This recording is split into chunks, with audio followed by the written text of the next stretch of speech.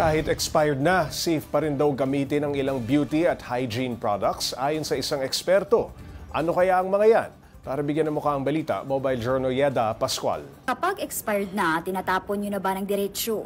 O guilty na ginagamit pa rin, lalo na kung mukhang okay pa naman? Sabi ng ilang eksperto, may mga beauty at hygiene products na maaari pa raw magamit kahit lagpas na sa kanilang expiration date. Pinatotohanan niya ng chemist na si Shea Tan. I'm a proud user of Immortal products or yung mga expired na pero pwede pang gamitin tulad nito. Kaya lang ako gumawa ng content na ganon is to inform you na pwede mo siyang gamitin past its expiration certain products without water content. But it doesn't mean na i-apply niyo yun sa lahat ng products. Ayon sa kanya, 3 produkto lang ang safe pa rin gamitin kahit expired. Baby powder, petroleum jelly, at lip balm. Basta ba walang contamination, hindi nahaluan ng tubig o alikabok. There are certain products na self-preserving. Dahil wala tong water content, there is no medium for bacterial growth. So, ibig sabihin nun, kahit na dut-dutin mo siya ng dut-dutin ng kamay mo, ay hindi ito magkakaroon ng bacterial growth kasi ang bacteria can only grow in wet environment.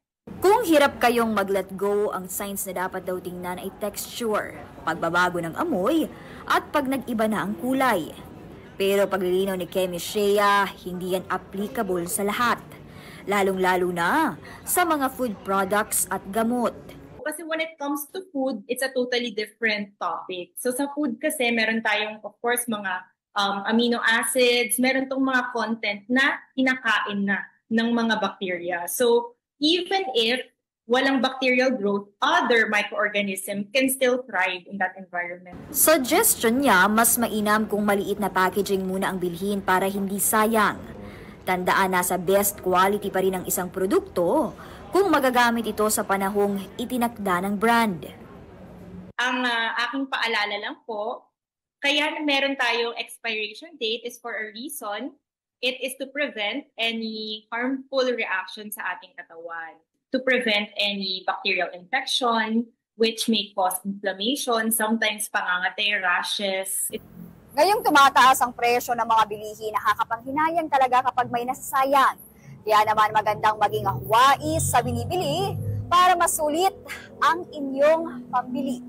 Mobile Journal Yeda Pascual po, hatid ang muka ng balita.